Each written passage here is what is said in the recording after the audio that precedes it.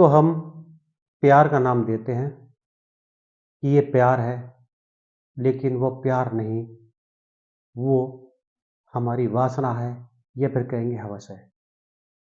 हम उसी में अंधे होकर अपने परिवार को ही बीच का रोड़ा मान लेते हैं और कुछ ऐसा कदम उठा जाते हैं जो कि बहुत भयानक होता है। आज मैं आपको ऐसे ही 2 युवक और युवती की कहानी सुनाने जा रहा हूँ, जिसने अपने प्यार में रोड़ा बने परिवार एवं और के साथ क्या किया। नमस्कार, आप देख रहे हैं समर इंडिया और मैं हूँ आपके साथ अमन कुमार सिद्धू। तारीख थी 11 जून 2011। गोरखपुर का कैंट थाना। सुबह का समय था। थाने पर किसी अज्ञात फोन कॉल से जानकारी आई कि इंजीनियरिंग कॉलेज क्षेत्र के सिंघाड़िया के जंगल में एक युवती की बॉडी पड़ी है। चेहरा किसी धारदार हथियार से छत विक्षत किया हुआ था। उसकी पहचान नहीं हो पा रही थी। सूचना पाते ही पुलिस मौके पर पहुंची। बॉडी को देखकर लग रहा था कि उसकी पहचान छुपाने के लिए चेहरे पर अनेक वार किए गए थे। उसको बिगाड़ा गया था ताकि उसकी पहचान ना हो सके। लड़की के हाथ में कंगन, पर्स और जूते थे। गले में काले धागे में एक ताबीज था। पुलिस घटना पर ही थी कि थाने से फिर दोबारा से सूचना आती है कि कमलेशपुरम इलाके से 24 साल की एक लड़की जिसका नाम शिखा दुबे है, पिछले 2 दिनों से लापता है।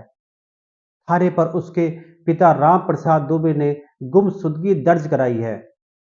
कोतवाल ने थाने से गुमशुदगी की डिटेल मांगी तो जानकारी मिली कि शिखा दुबे ने जो कपड़े पहने थे वही उस बॉडी पर थे। उस बॉडी के जो कपड़े थे वही थे जो कि वहां पर लड़की की पहचान के लिए बताए गए थे।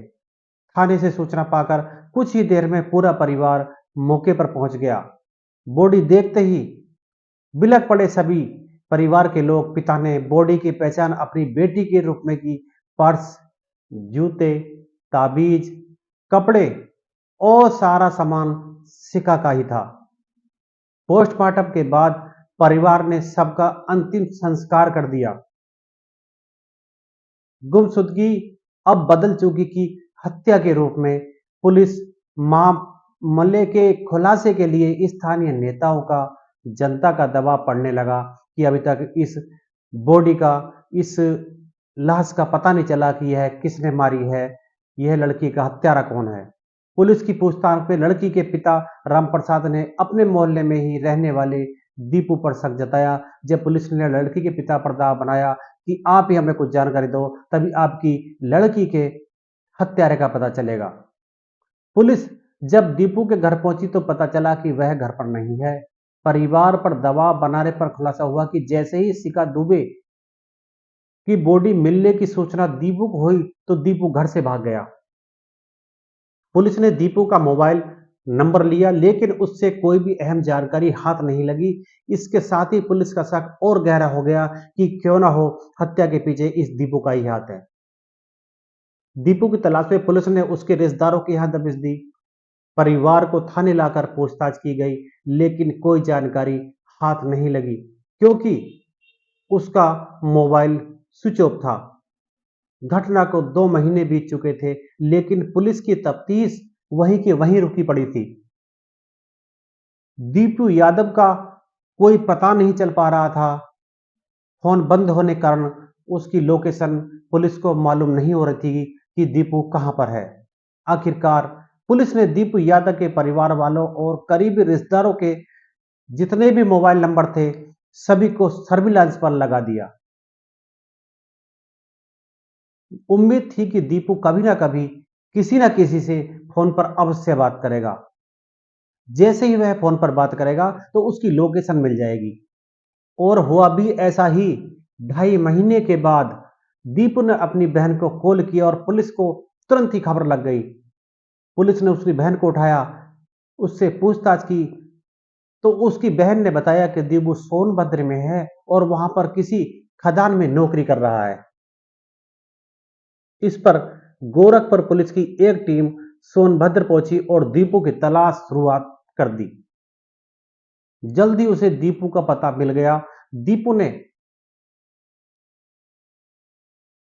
पुलिस को देखकर भागना चाहा, लेकिन पुलिस ने दबिश देकर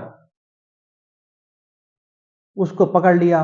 घर पर दीपू के साथ एक महिला भी मौजूद थी और जब महिला के बारे में दीपू से जानकारी की तो उसने उसका नाम शिखा दुबे बताया। शिखा का नाम सुनकर पुलिस को विश्वास ही नहीं हो रहा था कि यह शिखा दुबे है। उसकी तो लाश जंगल में मिली थी। उसके परिवार जनों ने उसकी शिनाख्त की थी, उसका अंतिम संस्कार किया था। फिर यह शिखा दुबे कैसे हो सकती है? पुलिस टीम दोनों को गोरखपुर ले आई। कैंट थाने में दोनों से अलग अलग पूछताछ शुरू कर दी। दीपू से अलग पूछताछ करी, शिखा दुबे से अलग पूछताछ करी। पूछताछ में दोनों ने बताया कि वो एक दूसरे से बहुत प्यार करते हैं और शादी करना चाहते थे, लेकिन शिखा का परिवार इसके लिए तैयार नहीं था। ऐसे में दोनों ने मिलकर एक साजिश रची और दोनों ने प्लान बनाया कि शिखा दुबे की कदकाठी वाली किसी युवती की हत्या कर उसकी लाश गोरखपुर में फेंक देंगे तो दोनों कहीं और जाकर बस जाएंगे और इस कारण किसी को पता भी नहीं चलेगा। शिखा दुबे के परिवार वाले यह समझेंगे कि उनकी लड़की अब खत्म हो चुकी है। दीपू का एक साथी सुग्रीव था जो ट्रांसपोर्ट का काम करता था और सोनभद्र आता जाता रहता था। दीपू ने उससे शिखा की कदकाठी की लड़की की व्यवस्था करने को कहा। सुग्रीव सोनभद्र में पूजा नाम की एक मजदूर महिला को गोरखपुर में 3,000 रुपए महीने में घरेलू काम दिलाने का बहाना लेकर आ गया, जो बेचारी बहुत गरीब थी और काम के बहाने उसके साथ आ गई। गरीब पूजा अपनी 6 महीने की बच्ची को पति के पास छोड़कर गोरखपुर पहुंच गई और जहां बड़े घर में होने की बात कहकर शिखा ने उसे अपने कपड़े पहनाए, फिर उसे सुग्रीव की गाड़ी से जंगल में ले जाकर और गला दबाकर हत्या कर दी। हत्या के बाद शिखा ने उसे अपना ताबीज पहनाया, उसका पर्स उसका पर्स था, अपना पर्स, जूता बॉडी के पास छोड़ा और दीपू के साथ चली गई सोनभद्र। वहां सुग्रीव ने दीपू की नौकरी लगवा दी। यह भी खुलासा हुआ कि पूजा का चेहरा सुग्रीव जो ड्राइवर था, उसने बलराम ने चाकू से इतने वार किए कि उसका चेहरा पहचाना न जाए।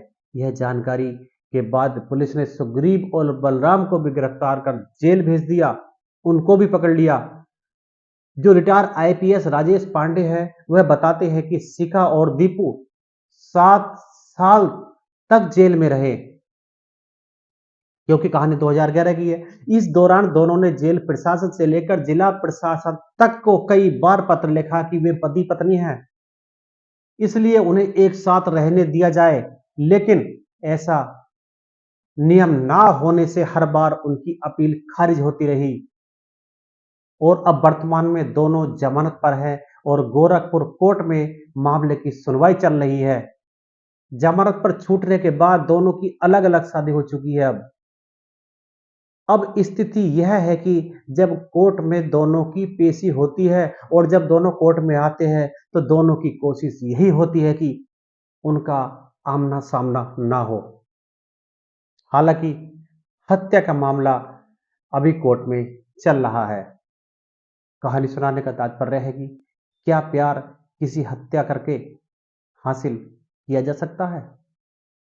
इसको प्यार का नाम नहीं दे सकते। यह प्यार नहीं, वासना है, हवस है। हमें इतना स्वार्थी नहीं होना चाहिए कि हम अपने क्षणिक सुख के लिए किसी की जान ले लें। ऐसे लोगों का अंत बहुत बुरा होता है। जी हाँ, अगर आपको कहानी हमारी अच्छी लगी हो तो लाइक कर दें, क्योंकि एक लाइक से बहुत खुशी मिलती है और ज्यादा ही अच्छी लगे तो प्लीज शेयर कर दें और अगर आप हमारे चैनल पर नए हैं तो प्लीज सब्सक्राइब कर दें। नमस्कार।